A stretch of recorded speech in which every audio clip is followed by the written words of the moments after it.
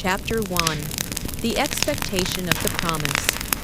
The evening wind, a sigh of centuries carrying the scent of bitter herbs in distant caravans, gently but relentlessly touched the canvas tents that stood as an island of faith in an ocean of boundless space.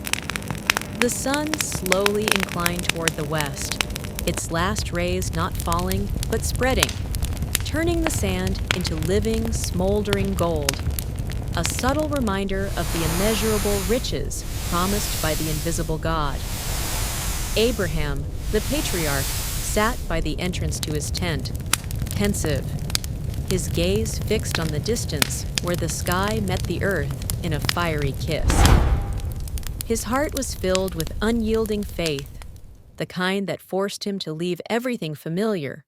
But the shadow of doubt, like a venomous serpent, still stirred deep within his soul.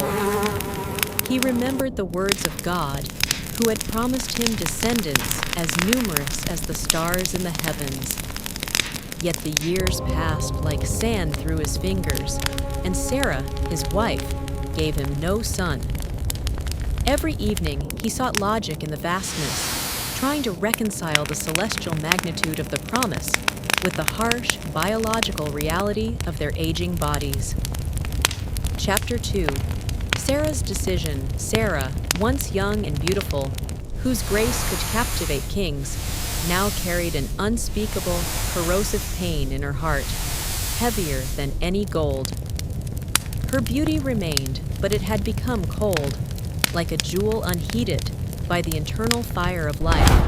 Every night she gazed into the starry sky, the same sky that promised greatness to her husband, searching not just for an answer, but for proof as to why the Lord, so generous to her Abraham, had closed her womb, transforming her into dry, barren ground. She knew God had given Abraham the promise that nations would spring from him, but had not specified that it must happen through her, Sarah. The custom of that time was simple and harsh. If a wife could not conceive, she should give her maidservant to her husband. This was a legal bridge, laid by human desperation over the abyss of divine mystery. One evening, when the wind brought not only the scent of the desert and bitter herbs, but also the chill of unfulfilled life, Sarah spoke to her husband. Her voice was strangely calm, as if pronouncing a sentence upon herself, with a bitter resolve. "Behold, the Lord has kept me from having children. Go, sleep with my servant Hagar. Perhaps I can build a family through her." Abraham was silent. His heart wrestled between his love for Sarah, his loyalty to God, and the shadow of human temptation. He felt that this solution was impure, mixing human cunning with a divine promise. Yet, he saw the depth of Sarah's suffering and a readiness for this self-sacrifice. He agreed. It was his first great stumble on the path of faith, a moment when he allowed his wife's despair to override absolute belief that God would fulfill his word in his own way, in his own time. Chapter 3. Hagar and the first life in the womb.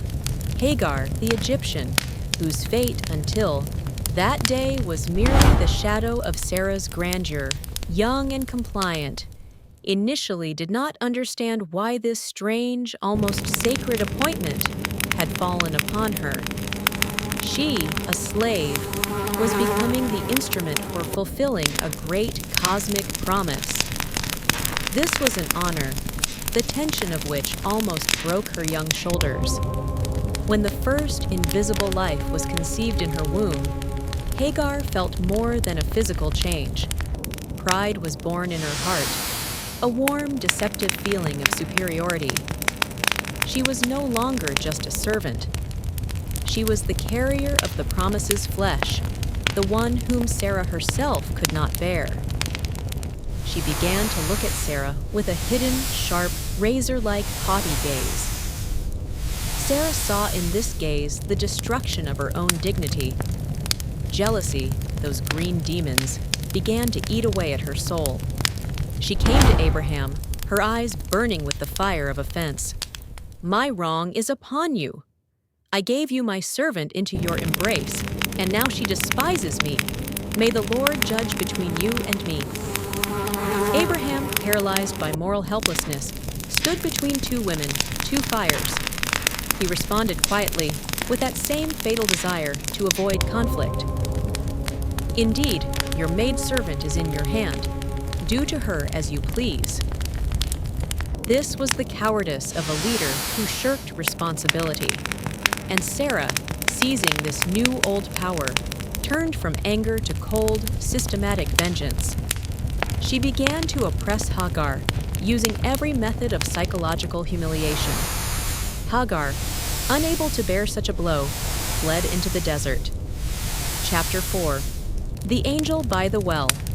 The desert was a symbol of utter despair, a place where a person, having abandoned the human world, confronts their own mortality.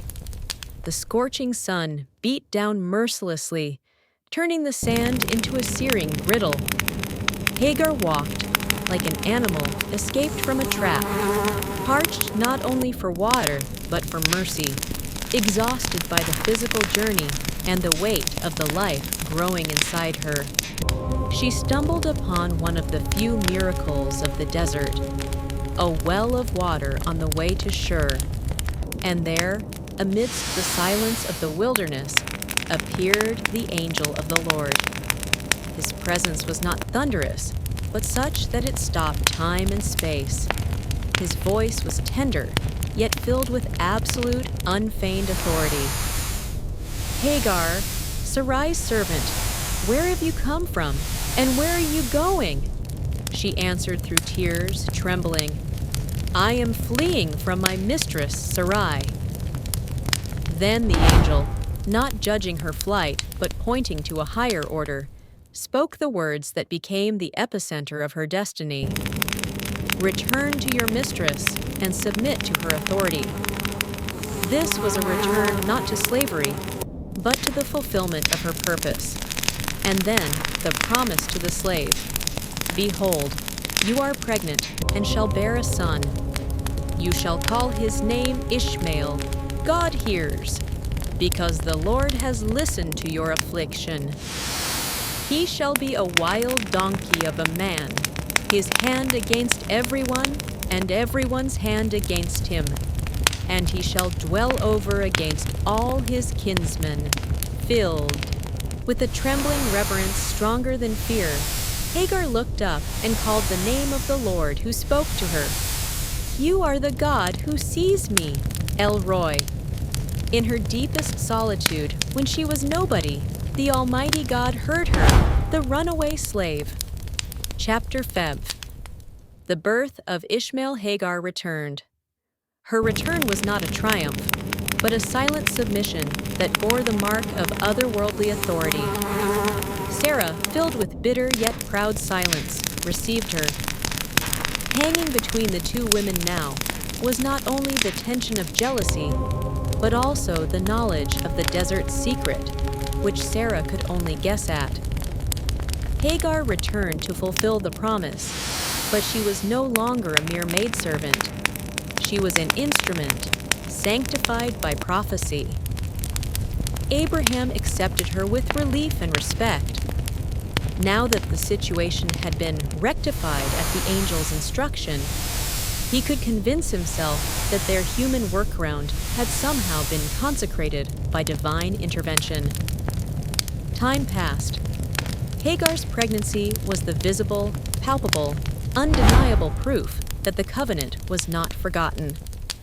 Every movement of the child in her womb was the striking of a clock that marked the end of the long wait.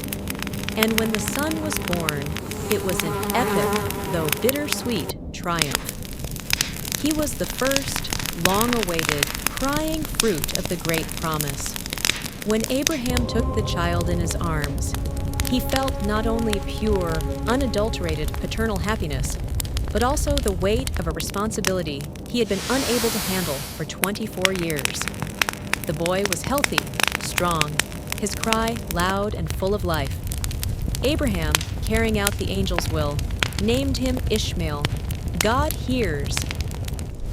This name was a constant reminder of two things: that God heard the tears of the maidservant, and that God fulfilled his part of the word, though not by the path the patriarch had most hoped for. Abraham was 86 years old. These numbers were not mere statistics. They were a symbol of worn-out patience, of hope almost extinguished. Holding this infant in his arms at such an age was a miracle, but a miracle born not in the womb of his love, but in the womb of his despair. The sun rose again over Abraham's tents. Life continued, but it was changed forever. Ishmael grew like a wild tree in the desert, strong, energetic, embodying the angel's prophecy. Abraham loved him with the deep, quiet affection of a father. The boy became his joy, his pride, his real, tangible hope. But Sarah remained in the shadows. She looked at Ishmael, this sturdy, healthy boy, whose laughter echoed through the camp, and saw in him a living reproach to her barrenness, as well as the consequence of her hasty human decision. She was Ishmael's mother by law, but not by heart. She watched her husband bestow his love, his wisdom, and his heritage upon this son.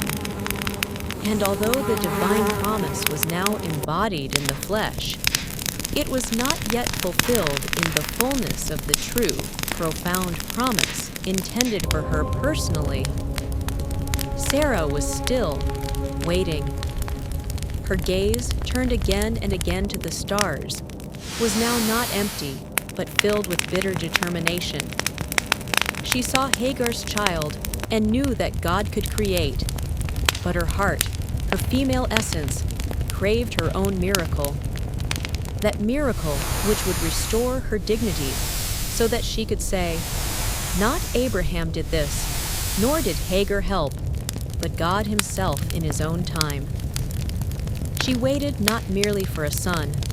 She waited for the restoration of her soul, and the final proof that God's faithfulness to her personally was stronger than the laws of nature, the laws of time, and the laws of human custom.